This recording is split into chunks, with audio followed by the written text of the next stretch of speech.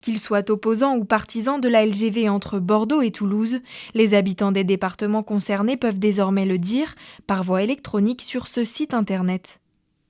Dans la capitale girondine, si les habitants semblent concernés par le projet, c'est quand même vachement utile de pouvoir aligner deux villes et de pouvoir s'y rendre rapidement. Parce que plusieurs raisons, ça va créer de l'emploi. Contre parce qu'il y a un impact écologique. Entre Bordeaux et Paris, il y a une LGV, donc il n'y a pas de raison qu'entre Toulouse et Bordeaux, il n'y a pas la LGV aussi. Ils n'ont pas vraiment l'intention de participer à cette consultation. La faute, entre autres, aux 339 fichiers à consulter pour s'informer sur le projet. Même si la préfecture de l'Occitanie, à la tête du projet, promet une lecture aussi fluide que possible, les opposants refusent d'y croire. Tout est fait pour que les gens ne répondent pas vraiment aux questions.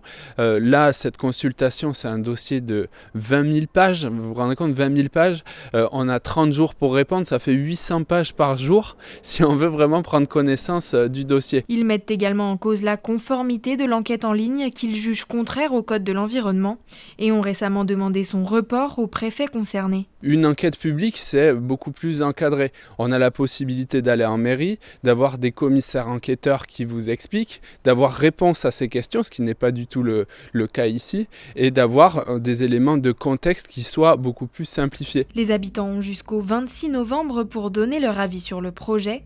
Ensuite, les préfets des 4 départements concernés, dont la Gironde, devront dire s'ils accordent ou non l'autorisation environnementale.